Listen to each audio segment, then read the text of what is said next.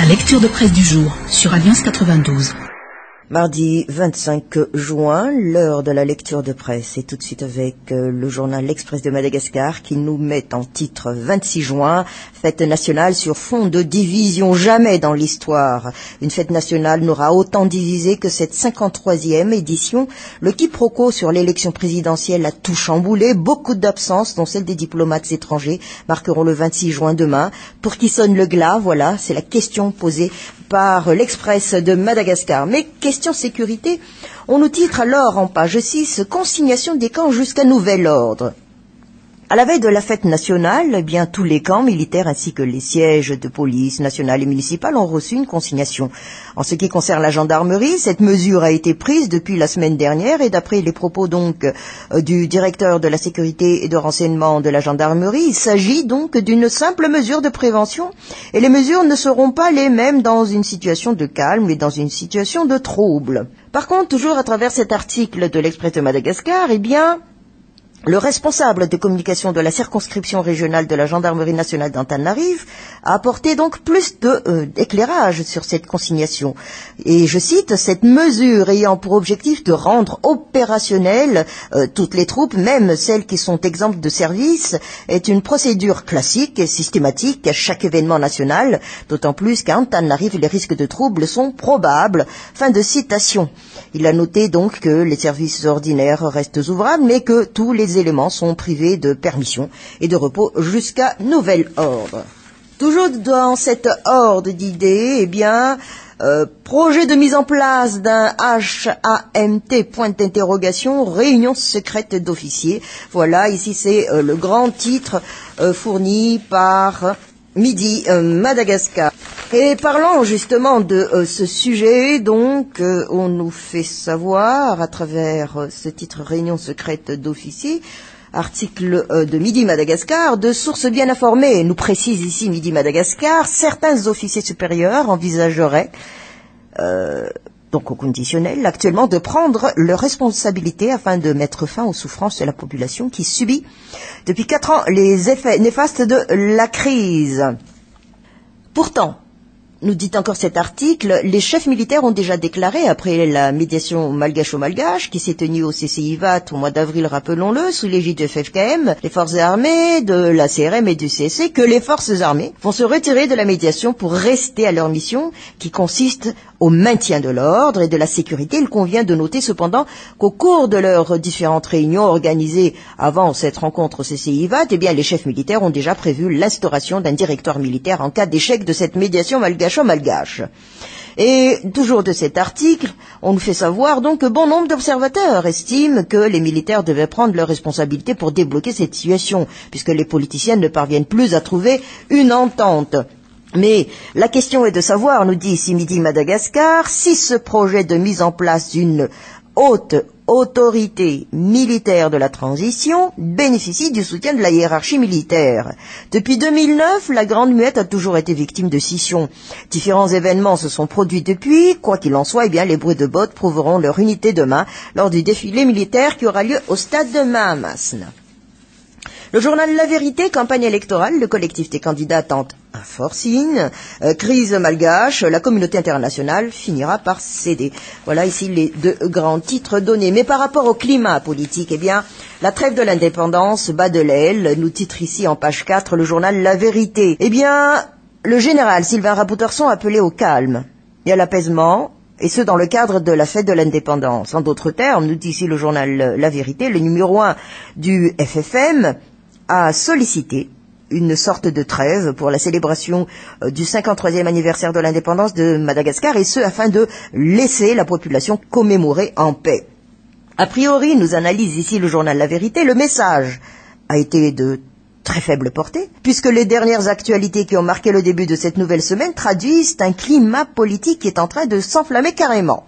La trêve de l'indépendance est en train de battre de l'aile. Voilà, ça a été repris à travers le titre. D'une part, donc, il y a le collectif des candidats qui persiste contre vents et marées à entamer la campagne électorale en dépit de la déclaration de la Zénith. Et d'autre part, il y a la communauté internationale qui envisage de boycotter les manifestations organisées pour la célébration du 26 juin, à savoir le défilé militaire et la réception du palais Diavelou. La réunion du groupe international de contact GIC sur le dossier malgache, ne manquera pas de tenir en haleine la population malgache, surtout les acteurs politiques. Et d'ailleurs, comme l'avait annoncé le président de la CENIT, la décision qui découle de cette assemblée des principaux partenaires financiers sera déterminante, sur le sort de l'élection présidentielle. Le journal Les Nouvelles, si l'on parle de l'élection présidentielle, collectif des candidats va pour la campagne électorale. C'est le titre ici donné à sa une. Le compte à rebours a commencé. Le collectif des candidats issu d'une réunion au Colbert se veut être le gardien de la légalité. Et de ce fait, pour ce groupe, l'élection présidentielle se tiendra comme prévu, le 24 juillet prochain. Et ces candidats ne reculeront donc devant rien et entendent ainsi entamer la campagne électorale, et cela malgré les récentes évolutions du report du scrutin. Mais plus en détail, le collectif qui est passé de 19 à 21 candidats, nous dit ici le journal Les Nouvelles, a réitéré encore une fois donc sa volonté de se conformer à la loi, notamment la feuille de route, d'où sa requête concernant le retrait des 3 candidatures illégitimes ainsi que le maintien de la tenue de la présidentielle à la date du 24 juillet.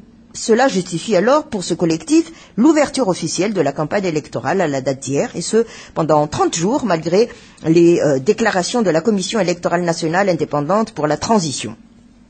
La date du 24 juillet s'avère être donc prise en compte par ce collectif.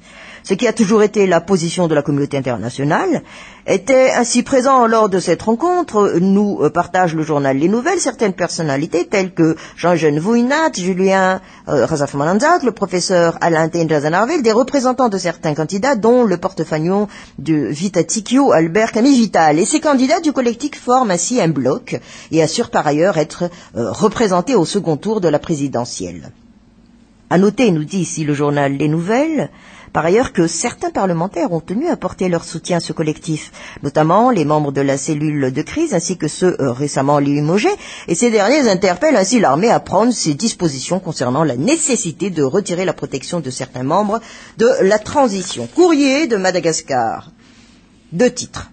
Rossi, si Fédération Rugby, Rechtendringit, débit Internet Madagascar, la plus rapide d'Afrique. Voilà les 2 grands titres donnés par courrier de Madagascar. Entêté contre têtu, voilà, c'est le titre par contre de son éditorial qui nous dit que d'un côté donc les 3 candidats indésirables qui ne veulent pas retirer leur candidature à la présidentielle malgré les pressions tant nationales qu'internationales, et bien de l'autre côté les membres du collectif des candidats qui ne veulent rien savoir en ayant débuté la propagande, et c'est le schéma donc qui occupe le devant de la scène politique malgache, et ce à la veille de la célébration de la fête nationale, 53 ans d'indépendance.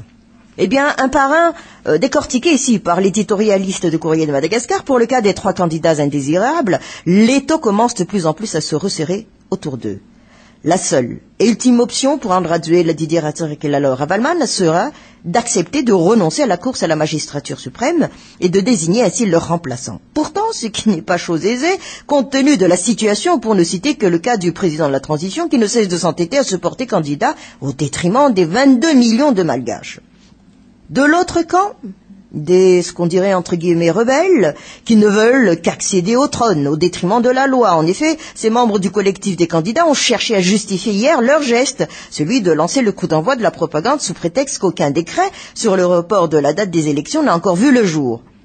Une information très vite démentie, entre autres, par le secrétaire général du ministère de l'Intérieur qui a déclaré qu'il existe bel et bien un décret portant sur le report des élections. D'ailleurs, la CENIT, la seule institution chargée d'organiser les élections, s'est déjà prononcée sur le sujet. Et dans toute cette dédale, force est de se demander qui va gagner la bataille. Question posée ici par l'éditorialiste Courrier de Madagascar. Les 3 candidats indésirables ou le collectif des candidats? Toutefois, ils ne doivent pas oublier, et c'est tout aussi bien valable pour le premier que pour le second, que tôt ou tard, le jour où il décidera d'exprimer son ras-le-bol, seul le peuple triomphera et s'en sortira victorieux, et ce jour ne tardera plus à venir, nous conclut ici donc Courrier de Madagascar. Madagascar matin, fête de l'indépendance, ambiance contradictoire, durcissement des clivages et signes de réconciliation. Grand titre ici donné par Madagascar Matin. Les cérémonies officielles prennent le pas pour la célébration de cette fête du 26 juin, au contraire de ce qui a été programmé à un moment. Étant donné le contexte politique, il est évident que des personnalités occupant des postes publics vont bouder les cérémonies, manifestations qui exprimeront un durcissement des clivages, ce qui semble éloigné du climat d'apaisement. À l'opposé pourtant de timides signes, mais ô combien chargés de symboles, sinon d'une réconciliation, du moins de la possibilité de rapprochement entre personnes de bonne volonté. Mais, question dès lors posée ici, par point de mire, et maintenant, qu'adviendra-t-il? Eh oui, on est en droit de se demander ce qui arrivera maintenant que l'ultimatum lancé par les 19 candidats membres du collectif des candidats à la présidentielle arrive à son terme. Cette bonne blague, qui parle d'exiger le retrait de la course à la magistrature suprême du jeune Ange Irina Raduel, de Dame Laura Valman et du doyen Didier Ratirek, arrive en fait à expiration et on attend le sérieux de la suite. Est-ce que ça va être un putsch dans le putsch ou autre chose? En tout cas, on ne voit pas trop ce qui pourrait se passer, si ce n'est encore un peu plus d'embrouillemie en perspective, nous dit Point de Mire. D'ailleurs, il n'y a pas que les Malgaches qui s'en mêlent les pinceaux dans la lecture de l'actualité dans la Grande Île.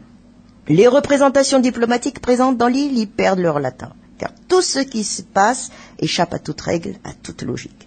Les Français, on le sait, appellent à la prudence pour leurs ressortissants, pareil pour les Américains, qui, dans un message destiné aux citoyens américains, appellent à la prudence pour des raisons de sécurité. Les ressortissants américains envisagent de séjourner ou de voyager à Madagascar, étant invités à s'inscrire au programme Smart Traveler Enrollment Program, car pour les Américains, même les rassemblements et manifestations censés être pacifiques peuvent tourner en confrontation et dégénérer en violence. Nous dit ici Point de Mire. Eh bien, nous voilà prévenus. Nous aussi pauvres petits Malagas au cours des riens. Étrange tout de même comme sensation, comme si quelque chose couvait. Mais dire quoi? En tout cas, nous dit ici Point de Mire. En amont de la possible confrontation entre les 4 grosses têtes de l'île à la clinique FFKM, le projet de loi de traitement de faveur pouvant régir les avantages des anciens présidents de la République et anciens chefs d'État de l'île vient d'être rejeté par les membres du Congrès de la Transition. Un truc de plus auquel le club des ex pourrait ajouter à leurs escarcelles de greffe. Après tout, ce n'est pas la mer à boire par rapport à ce que le groupement des entreprises de Madagascar envisage d'entreprendre. Déposer une requête auprès du Conseil d'État en vue de l'annulation du contrat de l'aviation civile de Madagascar avec la CSPI. Encore et toujours, cette histoire relative au programme de sûreté aéronautique qui n'en finit pas de faire des vagues, tant dans la Grande Île qu'à l'extérieur. Encore un coup à la Polo Government Madang en perspective, point d'interrogation. Et l'on achève notre lecture de presse en ce mardi 25 juin, à la veille de la fête de l'indépendance. Eh bien, le titre donné par la Gazette de la Grande Île, fête nationale, un boycott général, point d'interrogation.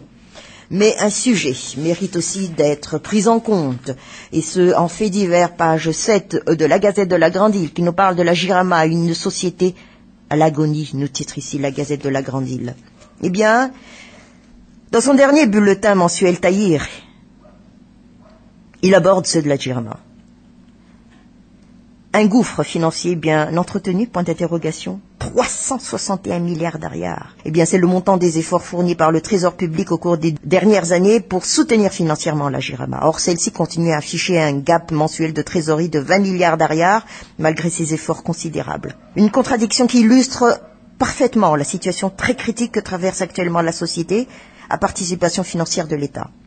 En effet, nous dit-on, ces difficultés financières sont devenues permanentes. Non seulement elles se trouvent dans l'incapacité d'honorer les factures de ses fournisseurs d'énergie et des loueurs de groupe, de payer ses cautions auprès des banques, mais c'est le Trésor qui prend en charge le règlement de ses traites en carburant auprès des compagnies pétrolières.